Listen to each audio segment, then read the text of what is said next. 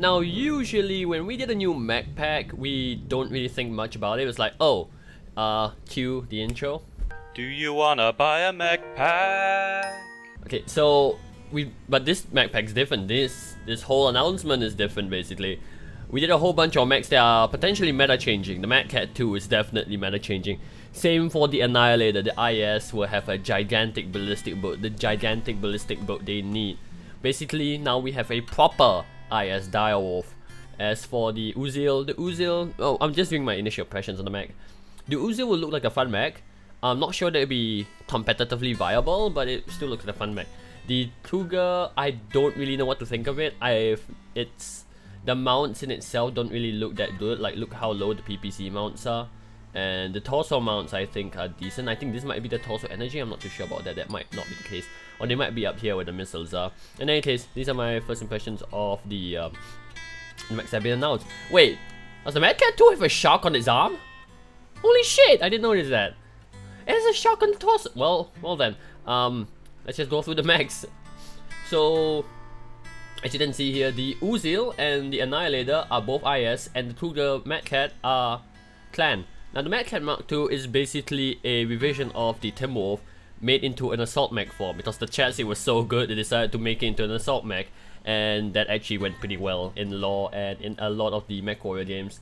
Now, initial look at the Uziel, it is a 50 tonner that comes stock with an XL 300. And it has a gigantic engine cap for almost all the variants except the 6P. It doesn't really matter for the 6P though. Comes with Endo, Pharaoh, like, so it comes with a whole bunch of upgrades, and you don't really need to spend a lot of money on this mech to upgrade it. So it comes stock with Endo Steel and double heat sinks and an XL engine. So that's already a lot of your money's worth, bam, inside the mech. Has a whole bunch of jump jets. Like, the jump jet limit is actually pretty stupid for this mech. I liked it. I like mechs with a lot of jump jets. They can be pretty funny and stupid.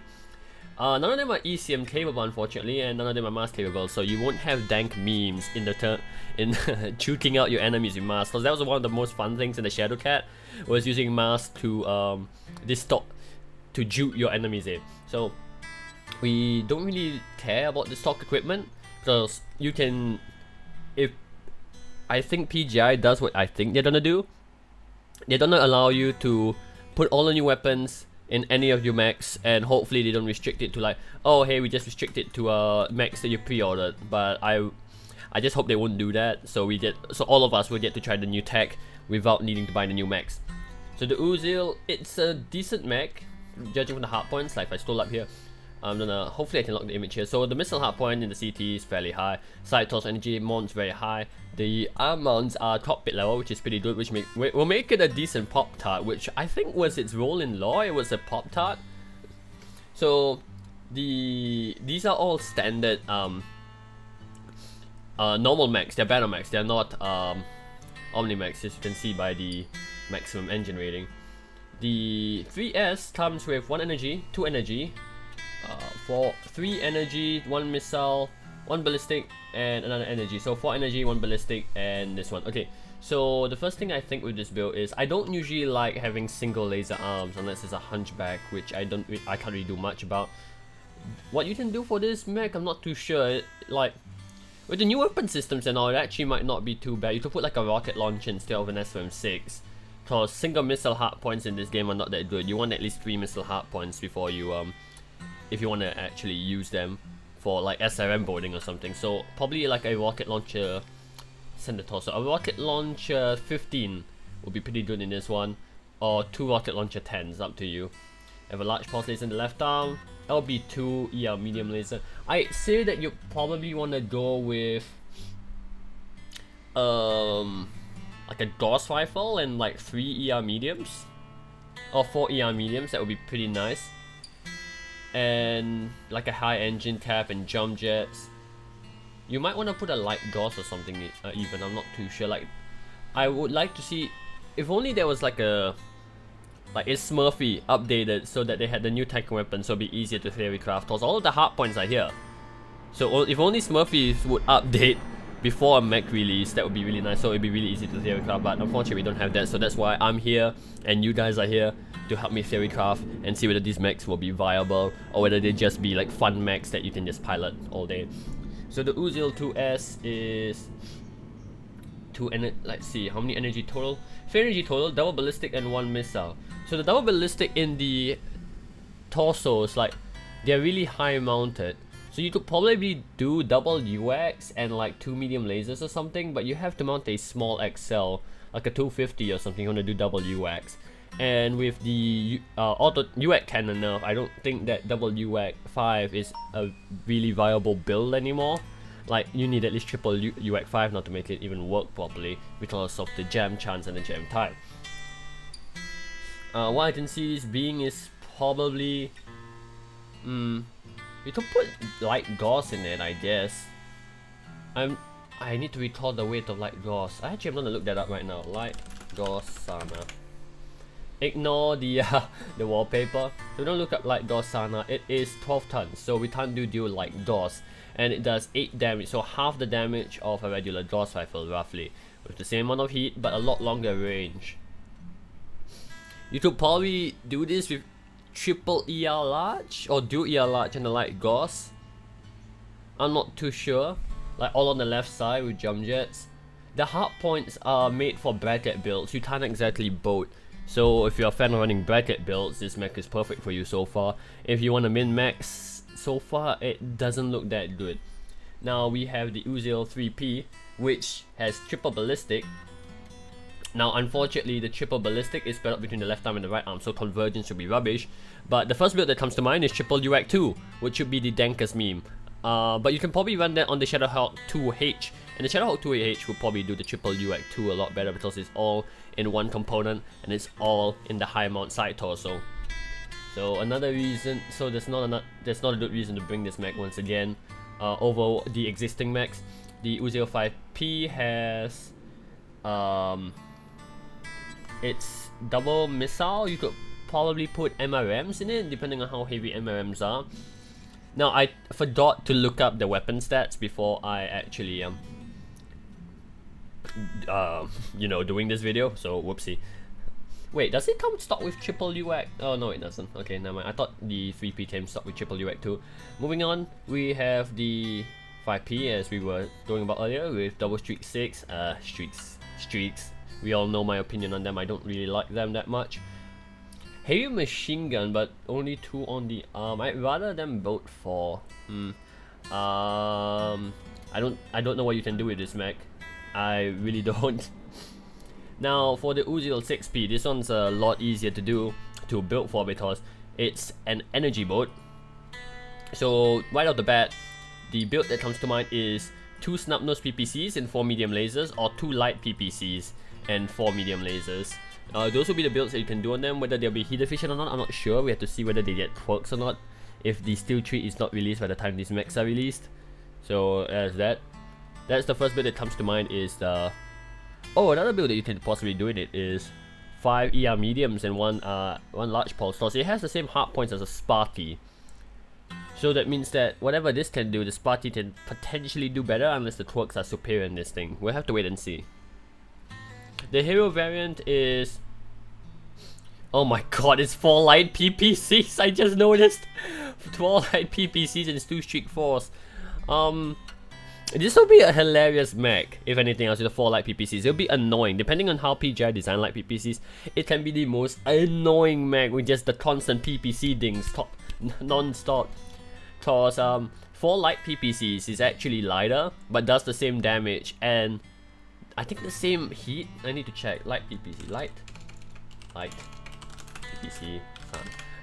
We are doing this live, not scripted, so, and it's gonna be like minimal editing. So there's 5 heat, 5 that. Oh.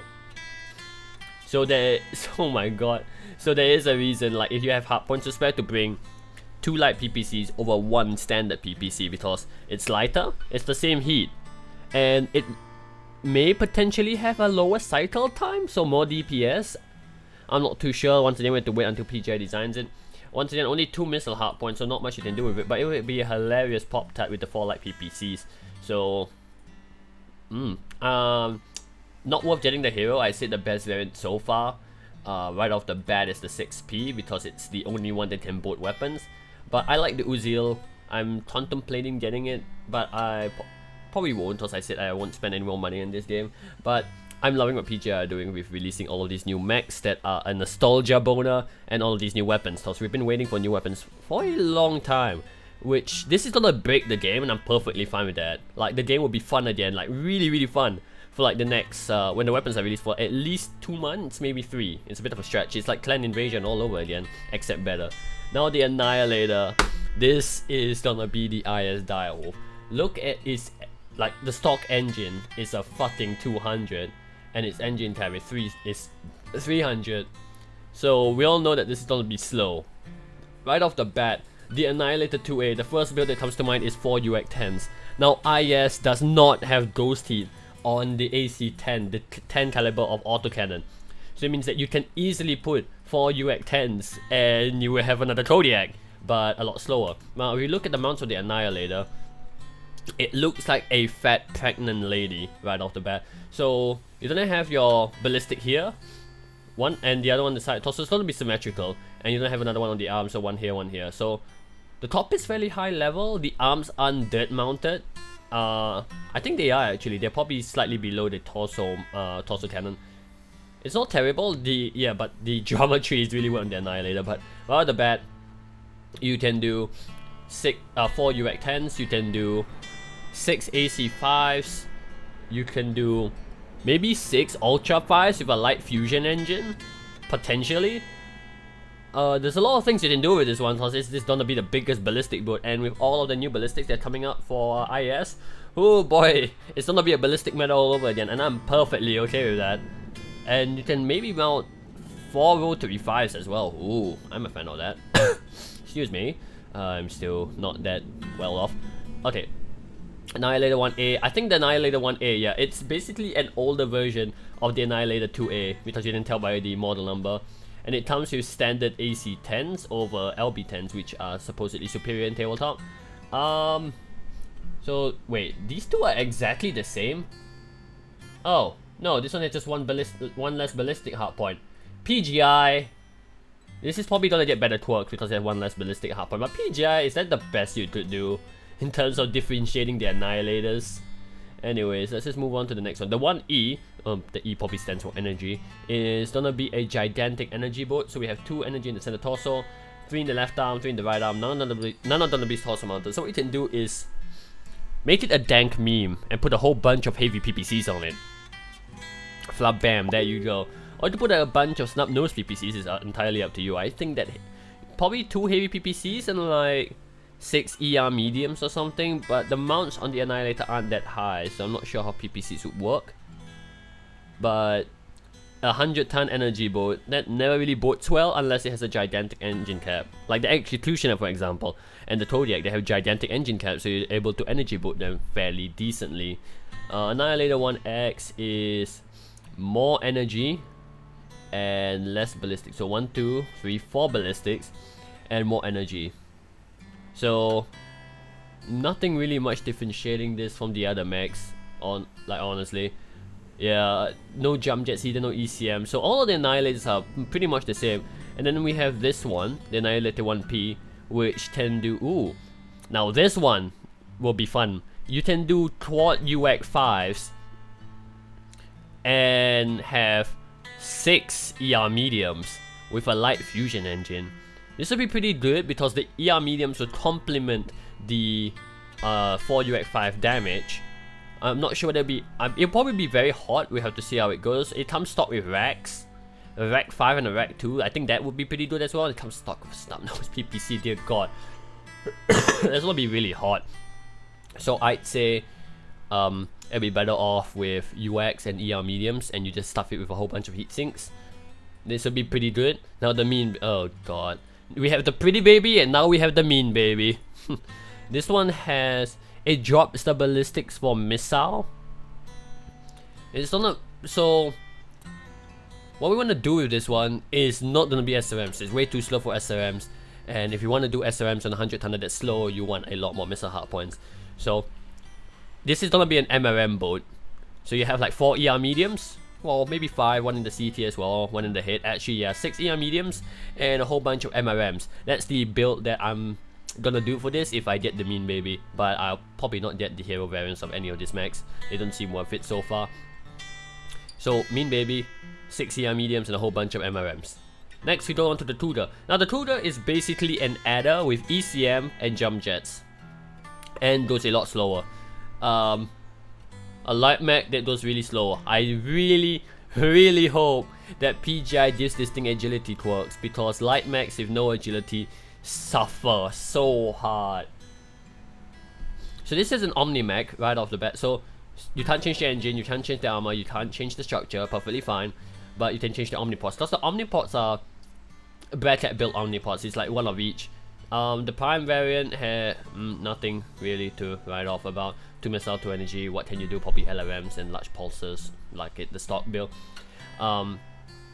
The 3C. Wait, you could do PPC Gauss in this thing, couldn't you? Because I did PPC Gauss in my ad. Oh boy. Oh boy. So what I'm probably gonna do is I'm gonna take. Does it have a right torso energy? Yes, it does. Right torso energy and right arm ballistic PPC Gauss with like 2 jump jets. It's gonna be funny. It will be. This is a very gimmicky mech that will probably not perform very well, but it'll be very funny. It'll be very funny to run. I think I'll be a fan of this mech, even though it potentially isn't that good.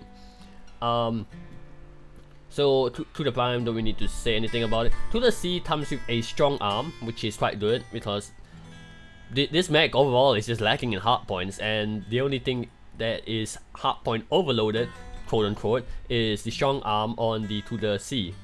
Really good. To the D, the only good thing that you did out of it is a ballistic arm. To the E, the only good thing you did about, oh no, you did it on the to the C as well, the head energy hard point. So nothing really good on the to the E. To the H, however, ECM in the head, that's gonna be really good. So you could possibly do PPC Gauss with maybe 2.5 tons of ammo, and if you drop the jump jets and instead put ECM, you would be really annoying. A PPC Gauss mech with ECM, thinking. Or you could also do let's see, 4 ER mediums, 1 Gauss and ECM. So that's pretty much the stock build on this thing.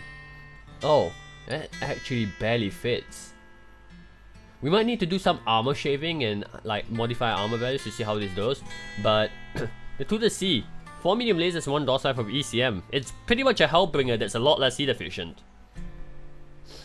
And the to the H also comes with jump jet torsos. There we go. To the Blood Adder, missile arms. I never really liked missiles on the arms. I tried the Summoner with missiles on the arms. It just makes the arms too big and they just fall off. The only mech which I don't mind missiles on the arms is the Adder, because it's an Adder. It has 4 SM6s. Yeah. So what you can do with this single missile hard points in like all of these mechs is like do it like the stock build on the E. Put an ATM on it, like a small caliber ATM, maybe 2 ATM 3s and 4 ER mediums. I don't really know how to theory craft this thing. It's gonna be really hard. We probably have to see it in game to actually come up with feasible builds for this thing, or just really meme builds. It's gonna be dank meme this mech. It's gonna be like the Uziel. Mad Cat Mark II. Now at first, as I said in my previous video, I thought this was the Mad Cat Mark III. Mad Cat MK3. It does exist in lore. It's a 55 ton medium mech that is based off the Timberwolf chassis, which was put into medium form. I thought it looked a lot like this, that's why I thought it was the Mad Cat 3, but turns out it is actually the Mad Cat 2, which is really nice because clans right now, they don't have a fast assault mech that is not 100 tons. IS has a lot of fast assault mechs, the Battlemaster, the Cyclops, the Banshee. Yeah, I'll take the fast assault. The only fast assault mech that I really like in the clan side is the Executioner. Like the Spirit Bear, it's really hard to play that thing because it doesn't really have range, so you need your team to actually engage. Whereas the Executioner, you can just poke from range pretty much fine, which you can do in the Bannermaster, which you can also do in the Banshee. Now, Mad Cat Mark II, I'm probably gonna run this. Oh, did I mention it's a battle mech? It's a fucking battle mech. You can downgrade the engine. So, if I get the Mad Cat 1, I'm gonna leave the build stock. You know how I hate LRMs, right? I'm gonna leave the build stock. You wanna know why? my first ever direwolf build was 6 ER mediums, dual gauss, and 2 LMM 10s. Sorry for the mispronunciation. Little did I know it was actually the stock build for the Mech Cat Mark II, and since the Mech Cat Mark II is faster, it'll be able to get in range of the ER mediums a lot easier, which the direwolf had a really hard time doing. And everything is cockpit level on the Mech Cat Mark II, or higher, so that's gonna be really good. Well, except the energy torso mounts, but that's beside the point. So what I'm gonna do for the Mech Cat Mark II, one, leave it stock. Well, almost stock. I'll probably downgrade to a 350 XL because I don't really need the extra speed. An extra 2 tons would be really nice. Drop it down to 1 jump jet and increase the amount of heat sinks. Probably put 1 more ton of DOS ammo and modify the armor values as such. And yeah, pretty much a stock Mech Cat Mark II. That's how I'm gonna build this thing. Now, give me a moment so I can cough. Excuse me. Mech Cat 2. It's basically a Scorch that goes faster with more tonnage. So, right off the bat, the build that comes to mind is 2 LB20s and 4 SM6s with Artemis. That's it. And now the side torsos are a bit of a concern because they are really huge. They are actually a fair bit larger. Now, I hope the side torsos operate the same way that the normal Timberwolf does, is that when you take out the missiles, you don't have any more missile pods. Now, for this thing, I hope that the SRM torsos are pretty much a similar size to the IS Timberwolf, to the original Timberwolf, where the missile pods aren't that big. So there's that. So that's gonna be the first build I'm gonna try on the Mech Cat 2. Mech Cat 2 2 LB20s and fuck streaks. 4 SM6s with Artemis. Now the Mech Cat 4 is, well, it's a missile boat. ATMs and lasers. Yep, probably 4 heavy medium lasers, ATMs, and a whole bunch of heat sinks is what I'm gonna do on this thing. Usually we would put SRMs, but since ATMs are in the game, I would say put the ATMs in this thing instead. Yeah, that's pretty much it. The Mech Cat A has energy in the arm, so they swapped the position of ballistic in the CT. You can't really do much with this thing. This thing's probably going to be a energy boat with a single ballistic. The Mech Cat A looks to be the worst variant so far. Everything else actually looks pretty decent. And the Mech Cat A, if the ballistic wasn't in the CT, it wouldn't be that bad. Oh, that's because it comes stock with a heavy machine gun. That explains a lot. Anyway, moving on. The Mech Cat B is quad ballistic in the arm and dual ballistic in the torso. First build that comes to mind, PPC DOS. I hate lower arm actuators though, so I might do this build on the other Mech Cats because I hate lower arm actuators with PPC DOS. It's really annoying because sometimes my hand has twitch. My hand twitches a little bit, and then the DOS goes way on yonder, and then it's only the PPCs that hit. Now the Mech Cat Death Strike, what does it offer over all of the other Mech Cats? Let's see. More energy hard points and dual ballistic.